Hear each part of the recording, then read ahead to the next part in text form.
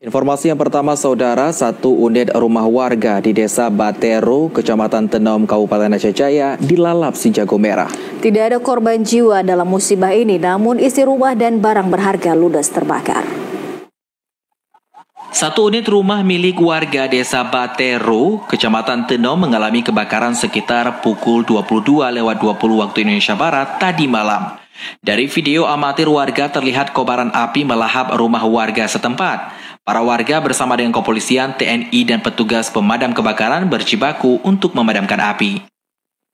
Tak ada korban jiwa dalam musibah ini, namun barang berharga dan semua isi rumah tidak bisa diselamatkan akibat kobaran api dengan cepat melahap semua rumah.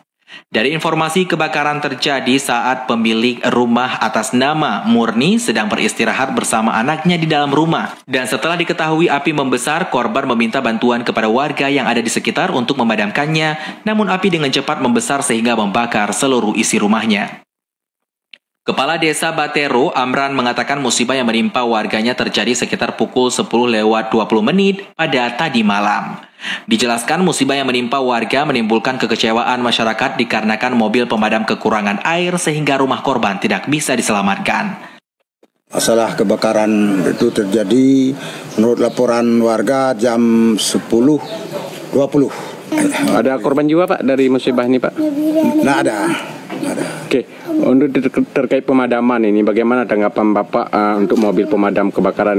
Masalah pemadaman ini menurut laporan dari warga, kami juga terlambat datang sedikit karena air kurang di mobil, itulah nggak habis tuh karena api masih menyala begitu. Sementara itu, PS Kanit Identifikasi Satreskrim Polres Aceh Jaya, Andri Susilo, menjelaskan kebakaran yang menimpa warga Desa Batero berasal dari konslet listrik yang ada di dapur hingga menyambar tabung gas yang berisi hingga menyebar ke seluruh rumah.